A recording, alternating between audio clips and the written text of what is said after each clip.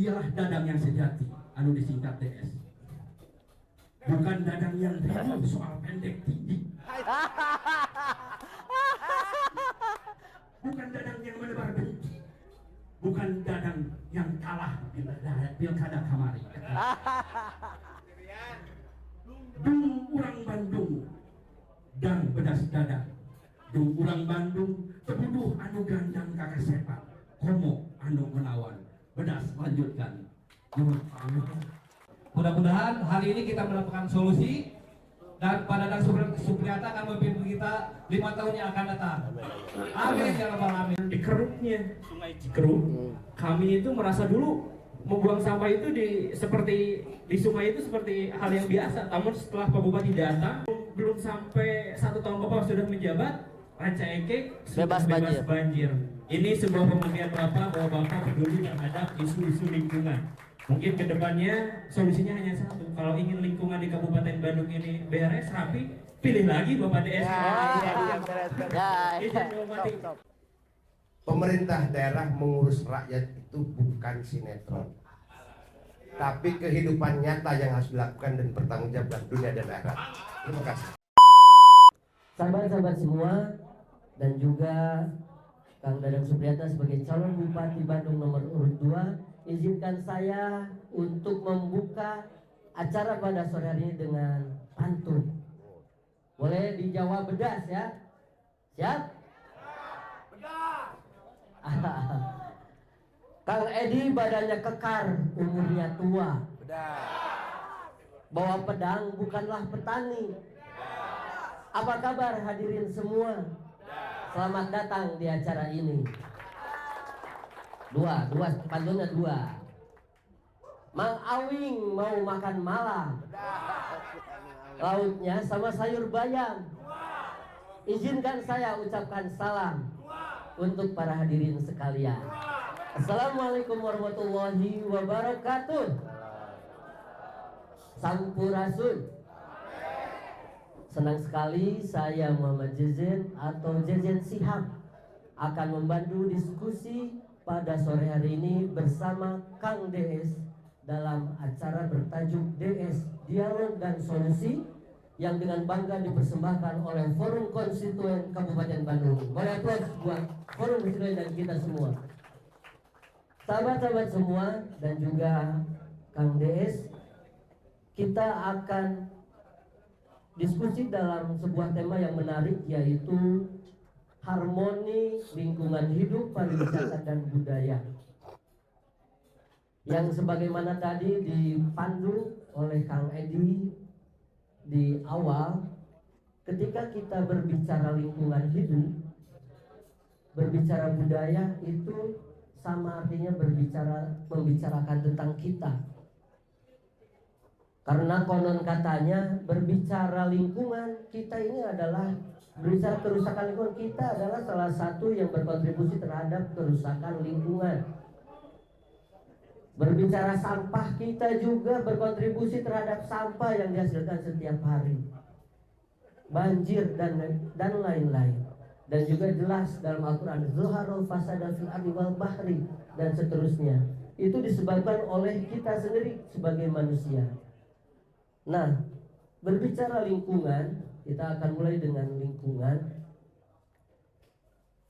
Seperti halnya penanganan sampah. Kalau sampah yang ada di lingkungan kita bisa beres, mungkin satu hari kita bereskan. Tetapi yang tidak beresnya ini adalah kitanya. Karena sampah itu terus muncul karena perilaku kita, karakter kita. Artinya ini perlu ada satu upaya besar, ikhtiar besar untuk mengubah karakter, kultur dan kebiasaan kita dalam hal membuang sampah hal-hal kecil. Nah, dari situ Kang DS, saya ingin melontarkan sebuah pemantik diskusi kita. Kira-kira apa saja yang sudah dilakukan pemerintah daerah di bawah Kang DS selama 3,5 tahun kemarin yang sudah dilakukan dalam upaya untuk mengubah karakter perilaku kita dalam hal tadi dalam hal lingkungan, termasuk pembuang sampah, dalam hal banjir, sehingga ini berdampak. karena penebangan pohon jadi banjir dan lain sebagainya. Seperti itu, mangga. Kemudian wakil dan 4 disilakan. Terima kasih Kang Jejen Sakib. Siap. Siap. Soalnya adanya Sakib. Tapi ini pendek. Tapi yang pendek cerdas. Ya. Assalamualaikum warahmatullahi wabarakatuh. Waalaikumsalam warahmatullahi Yang saya hormati sahabat-sahabat semua, forum konstituen yang saya banggakan beserta seluruh jajaran juga hadir di sini. Tapi saya melihat antara Den Jaya dengan Kang Awing akur gitu lah. Ketua forum konstituen Kang Umar Alam, yang tentunya namanya juga sudah Umar dan Alam. Jadi antara Kang Umar dengan Alam sudah menyatu. Terima kasih Kang Umar yang selalu fokus terhadap lingkungan. Yang tentu kalau saya sampaikan bahwa Kang Umar itu tahun 2004 dengan saya pernah bersama-sama menyelesaikan secara bertahap Gunung Wayang. Saat itu saya selaku ketua KNPI, memang, dan juga selaku pembina pencinta lingkungan. Saat itu ada 32 komunitas. Dan hari ini bersyukur Kang Umar Alam bahwa pencinta lingkungan itu ada sekitar 536 komunitas. Ini tepuk tangan nih untuk pencinta lingkungan. Dan ternyata manfaatnya dari tahun 2004 saat ini sangat terasa. Dilihat dari pada Cisanti yang tentu sudah kelihatan airnya sangat jernih. Berawal dari 0 km Citarum yaitu di Cisanti, maka ini nyebar ke beberapa daerah di Jawa Barat, melintasi Kabupaten Bandung, Kota Bandung, Cimahi, Bandung Barat, sampai kepada Purwakarta dan Karawang. Nah, asal muasal nama di Cisanti. Ya. Yang saya hormati Pasar Kabupaten Bandung, yang saya hormati juga Hipmakap, Himpunan Mahasiswa Kabupaten Bandung mana? Coba lihat. Dan juga mahasiswa Elektro Win Kabupaten Bandung, Badega Bedas. Ya, mana Badega Bedas mana? Oh iya. Oh iya, benar. Terus dulu dari saya Badega mah ya. Para pegiat seni dan lingkungan hidup dan juga para milenial Gen Z yang tentunya saya sangat apresiasi. Perlu saya sampaikan prolog awal dan juga ketua LKP ya, Mua teh make up artis. Jadi lamun hayang Inggris lupa kami Mua. Kaab dong. Jadi kaab kudu dipoles ku Mua. Sebelum saya sampaikan secara pokok, terlebih dahulu menginformasikan ini berdasarkan data ya. Jadi saya mau garis bawahi penyampaian saya itu berdasarkan data, lain asal ngomong. Kabupaten Bandung peningkatan selama 3 tahun ini ada beberapa peningkatan Kang Asep Ferian, Pak Sekjen, terutama dalam IKLH ya, Indeks Kualitas Lingkungan Hidup, yang mana IKLH itu ada 3 indikator yang mempengaruhi. Pertama adalah IK, IKU, dan IKL. Jadi indeks kelayakan, indeks kualitas air, indeks kualitas udara, dan indeks kelayakan lahan. Nah, dari 3 indikator ini berpengaruh terhadap IKLH yang tentunya perlu saya sampaikan, Kang Jejen, 2021 itu di angka 52,59 poin. Dan realisasi begitu saya masuk itu sudah meningkat 2 poin menjadi 54,78 poin. 2022-nya realisasi 56,03 poin. 2023-nya terrealisasi 56,58 poin. Nah, kenapa ini meningkat? Karena antara IKA, IKU, IKL. Nah, terutama IKU kita ini sangat luar biasa. Bisa memberikan kontribusi sekitar 80,5%, yang tentunya ini sangat berpengaruh. Nah, memang diakui di sini indeks kualitas airnya IKA-nya sih memang masih rendah. Di angka baru di 34. Nah, bagaimana IKA indeks kualitas air ini bisa meningkat? Nah, kembali lagi kepada lingkungan yang tadi sekitar 77.000 hektar yang harus kita perhatikan. Kalau dulu ada gerakan lahan, nah saat ini apa yang akan kita lakukan? Nah, selama 3 tahun memang tidak mudah untuk menyelesaikan masalah lingkungan dan tidak akan selesai dalam waktu singkat. Saya aja dalam waktu 3 tahun ini memang sudah meningkat menjadi penambahannya sekitar 1,8 poin. Dan memang diakui berdasarkan kondisi hari ini, IKU kita ini di 80,5%. Hanya dalam indeks kelayakan lahannya, IKL-nya ini memang masih rendah di angka 49-41.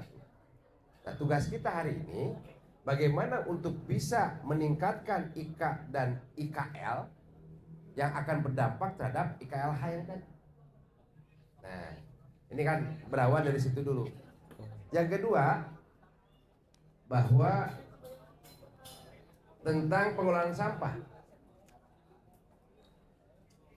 Kalau kita cermati bahwa sampah di Kabupaten Bandung ini hari ini sudah mulai meningkat dibandingkan dengan 3 tahun sebelumnya. Yang mana tahun 2021 terrealisasi 75,32%, tahun 2022 menurun di 74,93%, dan tahun 2023 meningkat tajam di 81,09%. Inilah pengelolaan sampah yang saat ini kita lakukan. Apa yang kita sudah lakukan? Kami pemerintah daerah ada inovasi. Ada 4 hal yang dilakukan pada waktu kemarin. Pertama adalah dengan adanya gerakan LCO.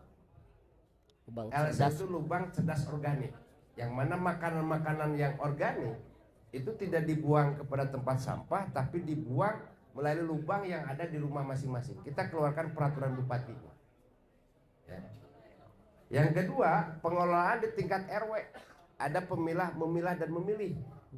Nah, saat ini Karang Taruna dan Ketua Karang Taruna Kabupaten Bandung hadir, ini sudah melakukan gerakan-gerakan, termasuk kemarin saya sangat-sangat apresiasi kepada Karang Taruna Banjaran Wetan, yang mana Banjaran Wetan itu sudah bisa menemukan, luar biasa nih, dari sampah bisa menghasilkan dari energi. Apa namanya teh, minyak jelantah ya, menjadi bahan bakar. Ya. Kemarin saya tantang, butuh mesin saya kasih. Nah ini, ya. Nah, pengelolaan sampah ini sudah dilakukan, ada 4 tahapan. Di rumah pribadinya, di tingkat RW, di tingkat desa dengan adanya bank sampah, dan di tingkat kawasan. Nah, sehingga saat ini sudah ada mulai peningkatan kenaikan. Karena kita tidak bisa hindari bahwa Kabupaten Bandung dengan jumlah penduduk 3,77 juta jiwa, setiap hari itu memproduksi 1.282 ton sampah. Ya, 30 ton. Itu dalam asumsi satu orang sehari rata-rata 0,3 kg per hari. Bagaimana cara menghitungnya? Ya, kita lihat siapa orang yang tidak melakukan sampah. Tuh. Betrokoget puntung sampah naya. Makanan juga yang kita makan sehari 3 kali juga ada sampahnya. Minimal cucuk naon teh ikan ataupun tulang daging itu kan sampah. Coba timbang lamun teu percaya 0,3 kg. Sampai sehari dia dari pagi sampai pagi lagi gitu 24 jam pasti 0,35 kg. Nah, dihitung sehari itu 1.282 ton. Tapi saat ini Kabupaten Bandung dengan target dan realisasinya di 81,9%, ada peningkatan 5,77%. Nah, sehingga kita masih menyisakan kurang lebih sekitar 200 ton per hari. Nah, tetapi kita kemarin sudah melakukan inovasi, yaitu setiap kawasan kita sudah mulai membeli mesin gibri, mesin RDF, dan hasil RDF tersebut dijual ke perusahaan. Hanya persoalannya di sini karena pengelolaannya oleh UPT belum belut, ini kan persoalan. Nah ini yang tentunya kita dengan relatif waktu yang singkat kemarin saya juga belum bisa selesai masalah ini. Nah ke depan juga kita akan lakukan apakah mau BLUD atau UPTD, ya kita lihat. Apa perbedaan dengan UPTD dengan BLUD? Memang ada perbedaan. Kalau BLUD sudah bisa mandiri dan hasil produksi tersebut ini bisa dijual ke perusahaan. Nah tapi kalau UPTD ini tidak bisa, belum bisa, tidak bisa karena pemerintah tidak boleh menjual hasil daripada pengolahan tersebut. Nah dengan rencana ke depan bahwa saat ini Provinsi Jawa Barat sudah bekerja sama dengan Sumitomo kalau nggak salah, ya itu sudah akan mulai di Legok Nangka. Tapi kapan ini selesainya? Nggak tahu kita. Masa harus menumpuk sampah dulu baru kita lakukan menunggu selesainya PLTSA di Legok Nangka? Ya kita nggak bisa. Tetap kita harus lakukan inovasi-inovasi itu. Nah kaitan sampah tentu ini tidak bisa dilakukan secara hanya Kabupaten Bandung saja. Ini harus terjadi aglomerasi antara Bandung Raya, diantaranya Kabupaten Bandung, Kota Bandung Cimahi, dan juga Bandung Barat serta Sumedang. Karena walau bagaimanapun Kabupaten Bandung ada terkena dampak. Nah, yang saat ini terjadi banjir bandang kemarin itu akibat penumpukan sampah yang tidak beraturan yang pada akhirnya masyarakat jadi kena dampak. Nah, dari kerusakan alam inilah jadi berdampak terhadap masalah lingkungan dan juga banjir yang saat ini kita alami. Nah, tentu saya sepakat apa yang disampaikan tadi. Apa yang kira-kira harus kita lakukan ke depan? Tentu banyak PR yang harus kita lakukan. Terima kasih kepada forum konstituen dan juga pencinta lingkungan. Yuk kita diskusi kira-kira seperti apa. Mumpung saya belum terpilih nanti tanggal 27 November. Nah, mari kita tampung apa harapan dan keinginannya. Kita akan dijadikan suatu regulasi untuk bisa menjadikan dan masukkan dalam RPJMD 2024-2029. Ya. Jadi saya menunggu nih. Jadi ulah wakam mengkritisi ya kira-kira tidak punya solusi. Tuh, ya. Yang ketiga, saya melihat bahwa inovasi dan kinerja yang sudah kita lakukan dalam 3 tahun ini kita sudah memiliki penghargaan dari Menteri KLHK. Proklim. Nah, proklim tentang proklim itu setiap tahun kita menerima. Kenapa? Karena memang kita punya udara yang sangat luar biasa.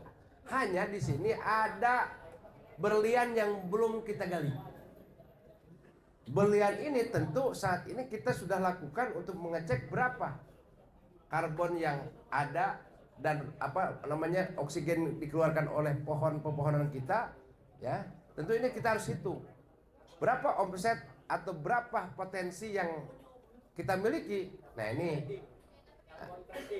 karbon trading. Nah ini perlu kita. Nah ini nanti kita bahas secara khusus ini, Mas. Karena di sini ada nilai dan lain-lain yang tentunya insya Allah ini bisa dilakukan hanya pemerintah pusatnya harus konsen untuk bagaimana menjadikan suatu potensi.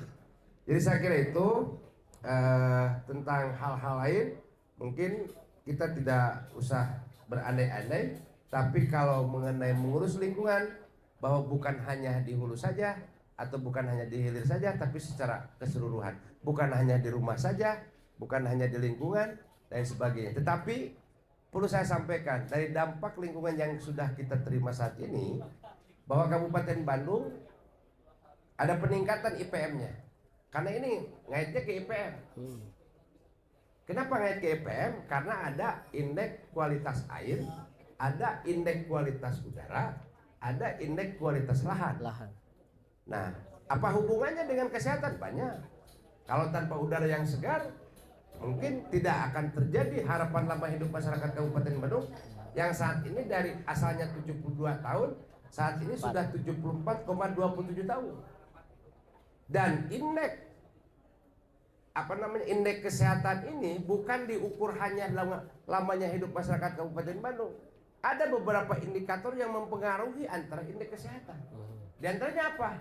Tadi kesehatan itu berawal dari rumah. Kalau rumahnya tidak layak huni, ya kita perbaiki. Dan selama 3,5 tahun sudah 28.000 rumah kita perbaiki Rutilang. Ini salah satu dampak yang hilirisasinya di indeks kesehatan. Setelah selesai rumahnya berarti air minumnya. Nah, saat ini kan kita belum maksimal.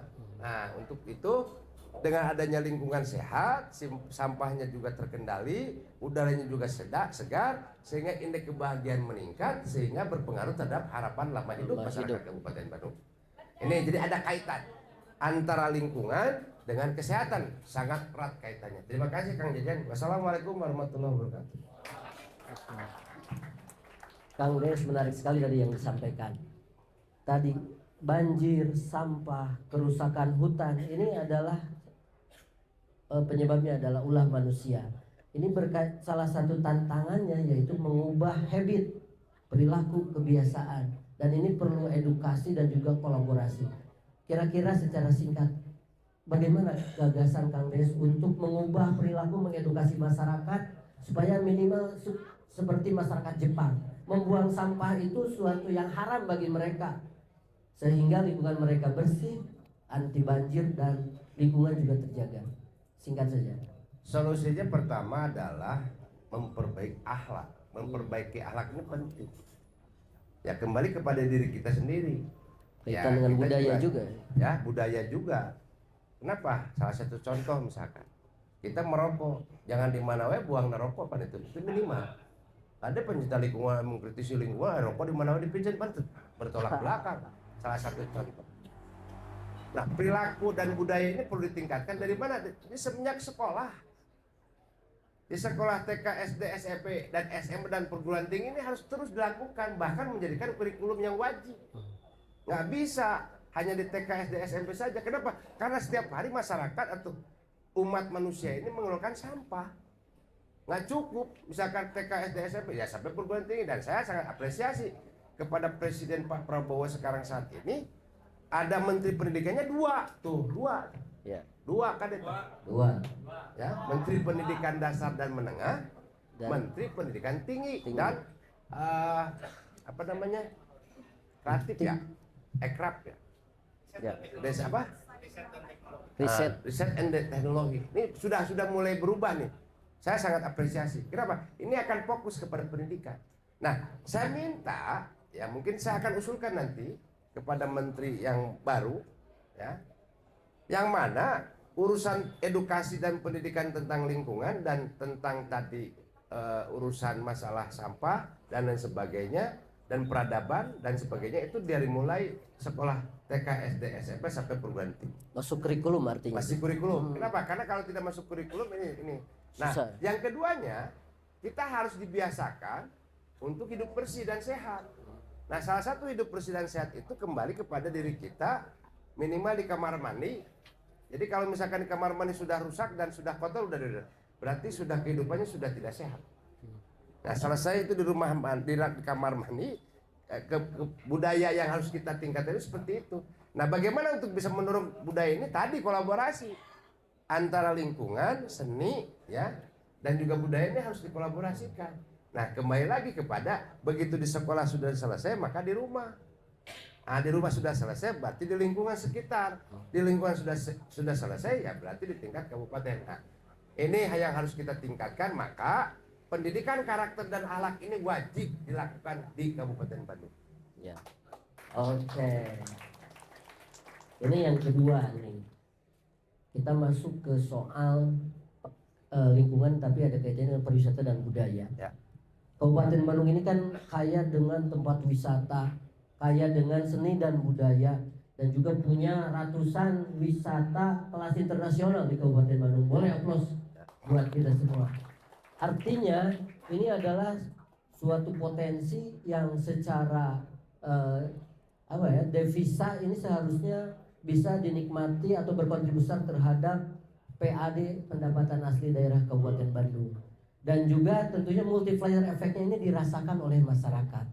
Nah, kira-kira gagasan Kang Des ke depan seperti apa supaya potensi atau tempat destinasi wisata yang di Kabupaten Bandung ini pertama tetap ramah lingkungan, apalagi Kabupaten Bandung sudah punya RDTR, artinya investasi juga sangat memungkinkan untuk masuk di masa yang akan datang juga, tapi masyarakat menikmati dengan riuhnya wisata yang datang ke Kabupaten Bandung. Apalagi berdasarkan data jumlah wisatawan Kabupaten Bandung ini dari tahun ke tahun terus naik, sekarang sampai 7 sampai 8 juta per tahun. Seperti apa kira-kira Kang Les?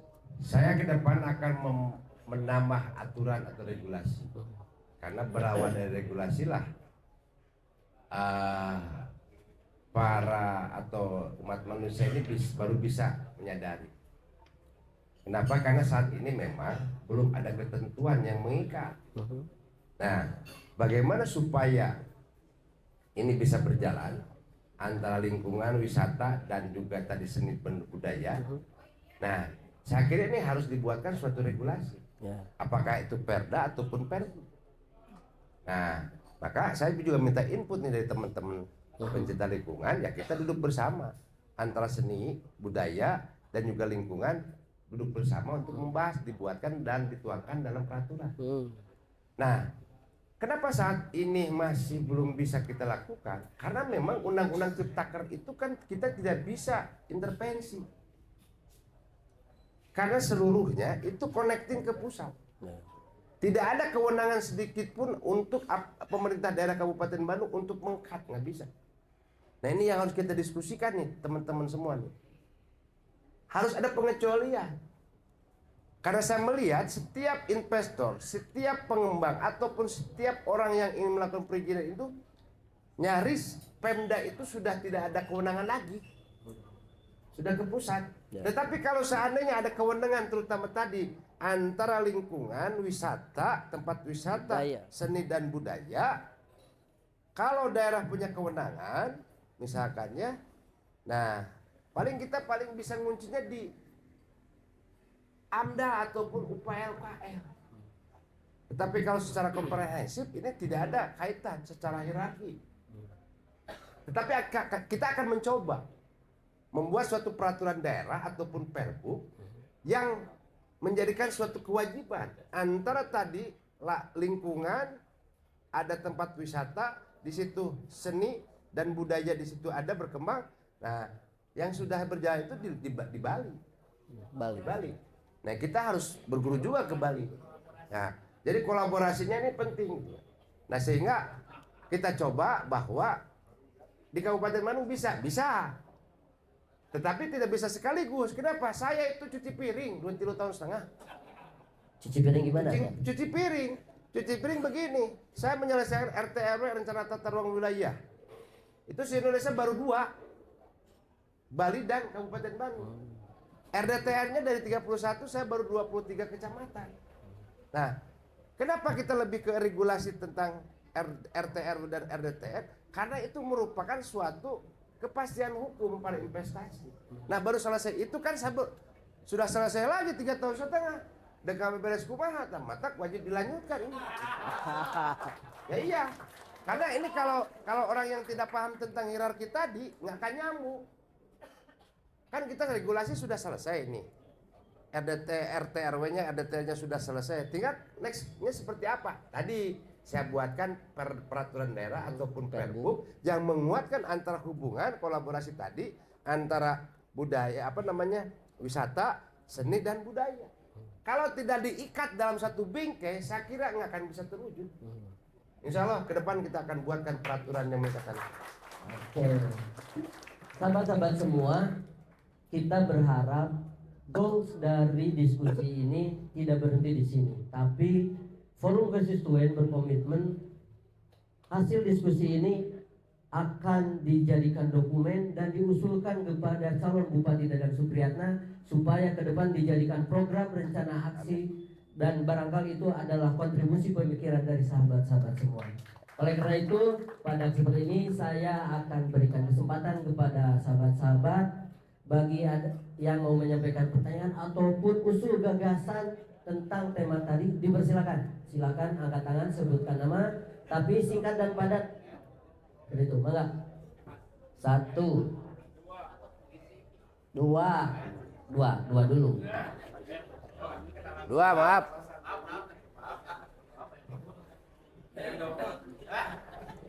Kang, boleh.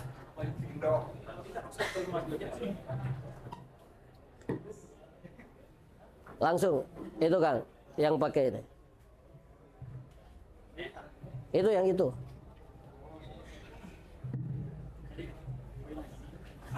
Berbicara Nama? Nama, perkenalkan, nama saya Heri Effendi dari Rahayat Kopi. Ada masukan gagasan mungkin ya, berbicara tentang harmoni pariwisata, lingkungan dan budaya. Ini telah menjadi sebuah entitas yang wajib dipertahankan mungkin ya, di mana pariwisata sebagai etalase kebudayaan tentunya harus berbasis kepada ekologi sebagai upaya pelestarian lingkungan. Nah, alhamdulillah sejauh ini kita masih konsisten dalam upaya menjadikan kebudayaan itu sebagai core atau inti dalam menciptakan destinasi pariwisata. Seperti halnya bangunan konsep yang pernah kita lakukan, yaitu Sawala Adat Masyarakat Budaya Agraris, yang pertama kali kita laksanakan di Rancaikek dengan tema Hajat Kopi, yang mana secara gagasan merujuk pada pelestarian budaya, yaitu budaya pertanian yang ada di Kabupaten Bandung, dan ini merujuk terhadap kopi yang menjadi salah satu komoditas unggulan pertanian di Kabupaten Bandung. Lanjut. Nah, lalu ide gagasan itu dikemas secara instrumental atas dasar adat, sehingga diharapkan pelestarian pertanian kopi dari hulu ke hilir itu bisa dipertahankan dan lebih dikembangkan tanpa melepaskan nilai pelestarian lingkungan di dalamnya. Lalu yang kedua, kita menyelenggarakan acara hajat lembur di Rancaikek yang alhamdulillah terlaksana 3 tahun terakhir sebagai bagian daripada konsep Sawah Adat, yang mana Bapak juga pernah menghadiri ya kegiatan hajat lembur yang kita laksanakan di Rancaikek. Dan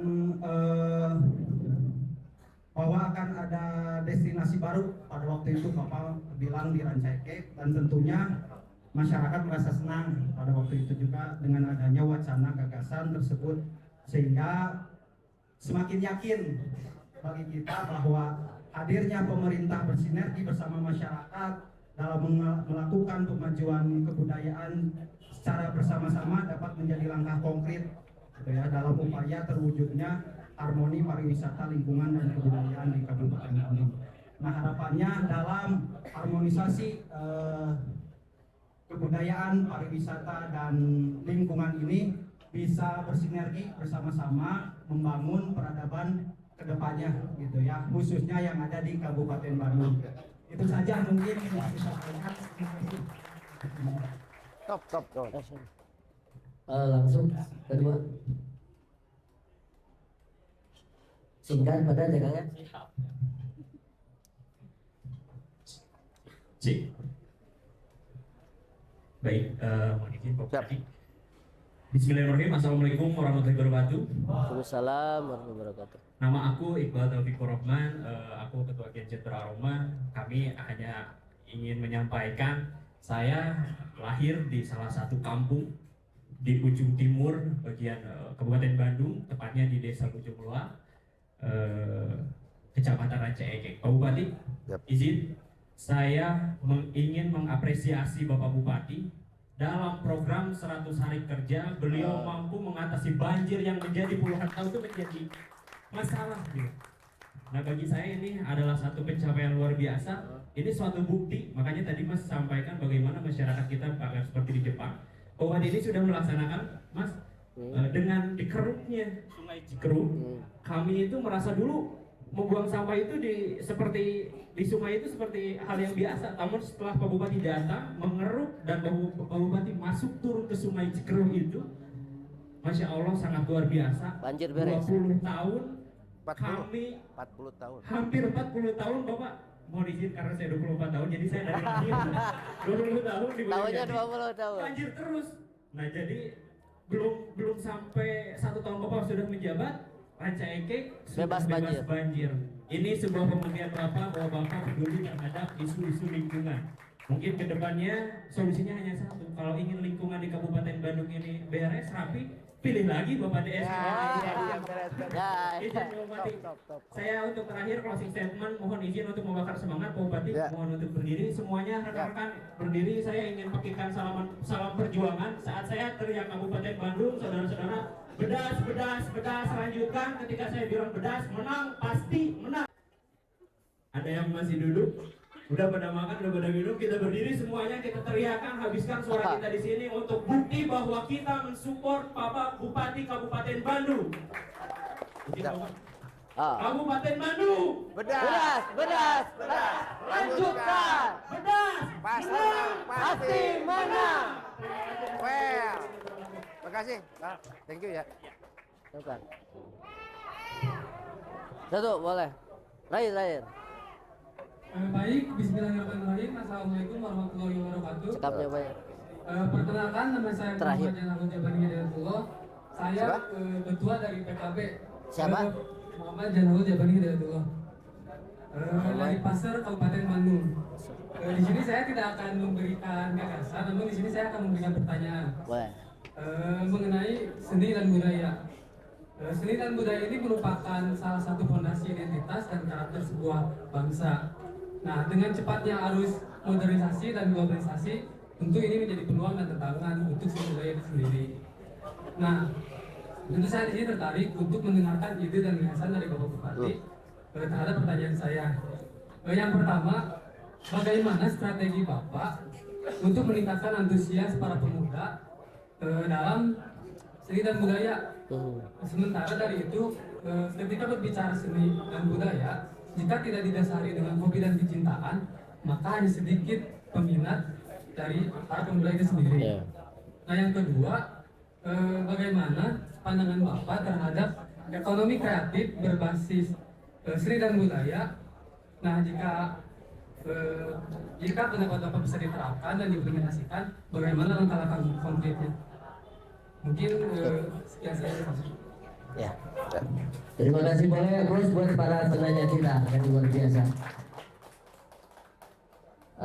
Tadi ada tiga orang. Yang pertama tadi siapa? Heri Effendi. Ini soal gagasan-gagasan. Yang kedua dari Iqbal, apresiasi ini. Yang ketiga Muhammad Sahar. Ketua PKB itu Pak, tapi PKB yang lain. Maka Pak. Terima kasih Deheri sama tadi Iqbal dan juga Muhammad Jeno yang tentunya sudah menyampaikan. Yang pertama, harmoni itu sebenarnya kita sudah berjalan.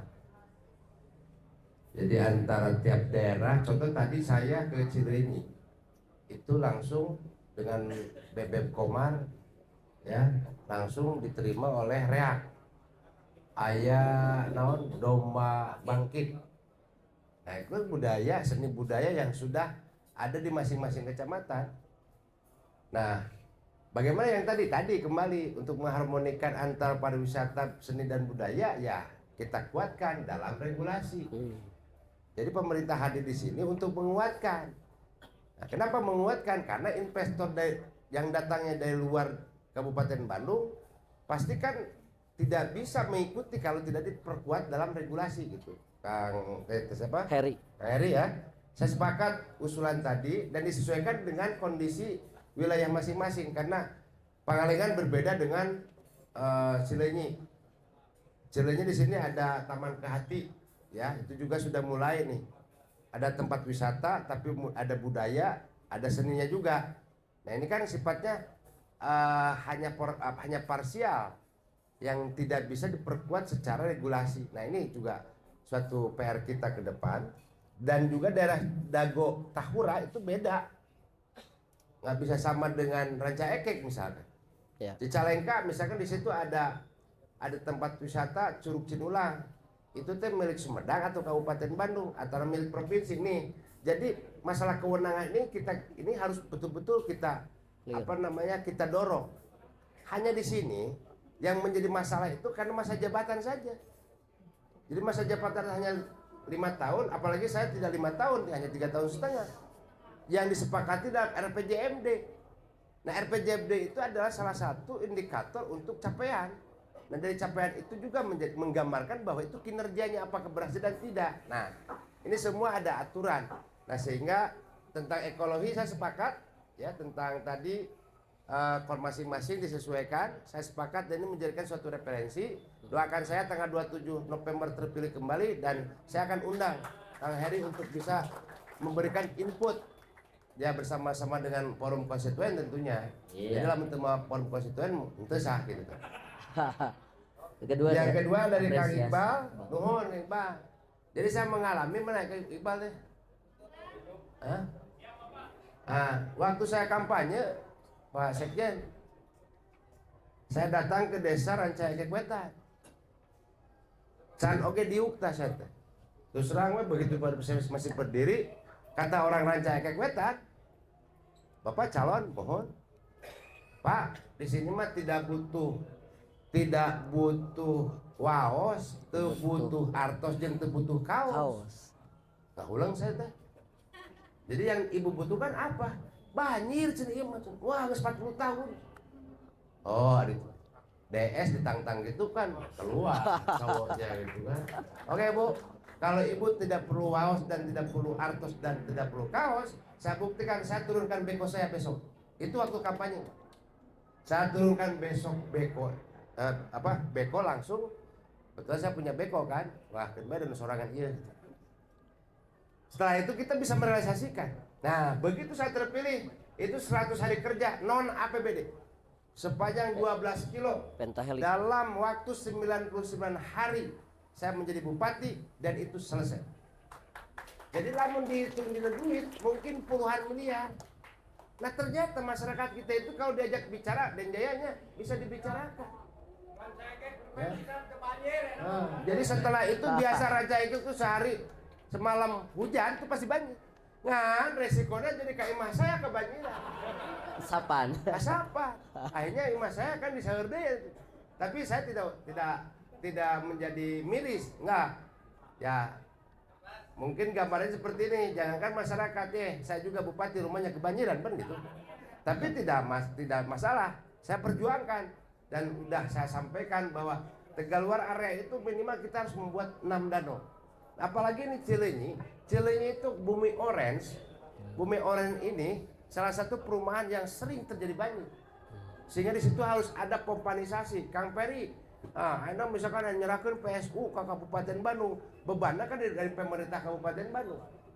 Ya, kemarin hampir berapa perumahan di Kecamatan Cileunyi. Dan itu. Jadi nuhun Kang Iqbal dan tentunya saya juga udah melakukan di Cileunyi, di Akpol, itu juga waktu itu ada banjir bandang. Nah, begitu kemarin Banyaran Taraju, Banyaran Kota dan Banyaran Wetan terjadi banjir bandang, saya langsung ke lapangan sampai jam 11 malam. Ya. Ternyata solusinya ya kita harus ada pengerukan. Nah, saya sampaikan kepada Kadesnya, kalau besok rapat dengan BWS, kalau BWS tidak bertanggung jawab untuk menyelesaikan normalisasi, saya akan turun tangan menggunakan bantahan halus. Nah, di gos itu mah eraeun tah. Akhirnya disepakati. Nah, kita tunggu apakah dia hanya omong doang. Kalau omong doang, udah setelah tanggal 27 saya kerjakan lagi tuh. Kita selesaikan. Yang ketiga tadi untuk bagaimana strategi pemuda tadi. Pemuda mah tetap dari sekolah itu harus wajib diberikan edukasi pendidikan lingkungan, kebudayaan, adab, istiadat. Sehingga di situ ada muatan lokal situ. Ada muatan lokalnya adalah Pancasila, pendidikan Pancasila, Undang-Undang Dasar 45. Kenapa pendidikan Pancasila dan Undang-Undang 45? Kalau paham tentang Pancasila dan butir-butir Pancasila, saya meyakini bahwa anak-anak bangsa ini akan taat dan patuh. Sok lihat 41 butir Pancasila itu benar-benar. Dulu pada waktu zaman Orde Baru, mohon maaf, ada bagusnya pada waktu Orde Baru. Setiap yang sekolah itu pasti penataran P4. Saya selalu ingat kalau Anda sedang berjalan menemukan paku, apakah Anda mau membiarkan paku itu atau Anda mau mengambil paku itu? Itu pertanyaannya. Karena sudah dididik P4, sehingga kita amalkan, diambillah paku itu dan disimpan pada tempatnya kan gitu. Nah, itu kan karakter. Yang kedua, di kita sudah dilakukan ada pendidikan bahasa Sunda. Unak usuk bahasa Sunda itu benar luar biasa. Bagaimana kita berbicara dengan di atas umur kita lain penek jeung jangkung. Tapi usia. Bagaimana kita berbicara dengan orang tua di atas usia kita bukan penek dan jangkung di bahasa Sunda. Saya pertegas lagi ya. Bagaimana kita berbicara dengan sesama, bagaimana kita berbicara dengan sahandapun. Kan ada tahapan bahas, itulah budaya. Pembentukan karakter dan akhlak itu di sekolah. Nah, ada yang ketiga, kita ada muatan logam itu mengaji dan menghafal Al-Quran. Jadi kita sudah mulai 3,5 tahun ini sudah berjalan. Dan kita buktikan anak-anak kita yang tadinya sekolah hanya mengaji nanti bisa baca Al-Quran hanya 15%, saat ini sudah 80% bisa baca Al-Quran. Ya? Kan luar biasa ini. Nah, emangnya pembentukan karakter dan akhlak sangat prioritas. Tidak bisa ngajamin seorang laki-laki ganteng lah kira-kira akhlaknya goreng. Udah bisa. Tapi kalau akhlaknya bagus, HD-nya, maka akan berpengaruh kepada sesuatu hal. Saya lihat dan saya meyakini, contoh punten di kalangan pesantren atau santri. Setiap orang tua melewat anak-anak, wah rengkuhna, hormatna, itu buktikan karakter. Ya, terima kasih kepada pesantren yang sudah melakukan hal itu. Nah, kembali yang tadi bahwa selanjutnya seperti apa? Setelah kita mengenal di sekolah, nah jangan diam. Si pemuda ini harus mulai kreatif dari mulai punten SMP itu aktiflah di Karang Taruna. Karena Karang Taruna itu adalah salah satu organisasi masyarakat di bidang sosial. Yang tentu ini bisa menyampaikan apa kesulitan-kesulitan para pemuda. Belajar dari situ. Lain ujuk-ujuk umur 25 tahun kakak diajar, nggak bisa. Nggak akan selesai. Berarti dari sekolah, terus di rumah, di lingkungan, di pedesaan. Nah setelah itu baru nginjak kepada profesional, pelatihan. Nah pelatihan ini adalah bagian daripada penyempurnaan. Tapi dasarnya tadi di sekolah, di rumah, di lingkungan, di desanya sendiri. Nah sehingga kalau misalkan di kalangan level lebih atas lagi, tinggal pada skill atau pelatihan. Insya Allah, nuhun, dan insya Allah kita akan akomodir semuanya, dan insya Allah kita akan buatkan dan tuangkan dalam RPJMD yang tentunya menjadikan harapan kita semua. Terima kasih kajian Kus Maghrib. Closing statement. Closing statement, jangan ragu untuk mencoblos nomor 2 tanggal 27 November. Urusan lingkungan kita akan selesaikan secara bersama-sama. Wassalamualaikum warahmatullahi wabarakatuh. Terakhir closing statement dari saya. Kemana ini? Kesini. Jadilah pemilih cerdas.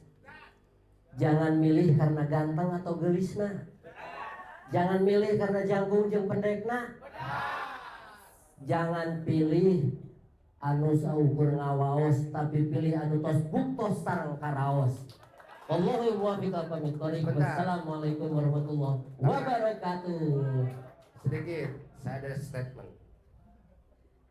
Pemerintah daerah mengurus rakyat itu bukan sinetron, tapi kehidupan nyata yang harus dilakukan dan bertanggungjawab dunia dan akhirat. Terima kasih. Boleh. Aplaus yang meriah buat kita semua. Bersama Dadang Subriyata Ali Sakim. Lanjutkan. Menang. Well. Kabupaten Bandung. Bedas. Lanjutkan. Menang. Well. Aplaus buat kita semua.